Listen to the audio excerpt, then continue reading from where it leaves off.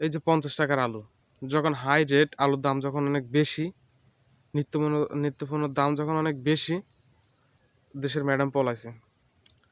এখন কথা হচ্ছে ম্যাডাম পলানোর পরে নতুন যারা আসছে, নতুন যারা চেয়ারে আছে, কৃষকরা পায় 20 টাকা 30 টাকা, অথচ আমরা সেই আলু কিনে খাচ্ছি 100 টাকা। এরা কি মগের মূল্য নাকি ভাই? দেশের ভিতরে যে যেমনি পারতেছে সে সামনে খাচ্ছে। এখন কথা হচ্ছে এই যে ভোক্তা অধিদপ্তর এত যে বাজারে রেট দেয়, অথচ নিত্যপণ্যের দাম কমাতে পারে না। যারা দাম বাড়াচ্ছে সিন্ডিকেট যারা, তাদেরকে ধরে না, যারা খুচরা বিক্রেতা আছে তাদেরকে ধইরা ৫-৭ লাখ টাকা করে জরিমানা করে, ২ লাখ টাকা ৫০,০০০ টাকা জরিমানা করে। এই জরিমানা কইরা লাভ কি?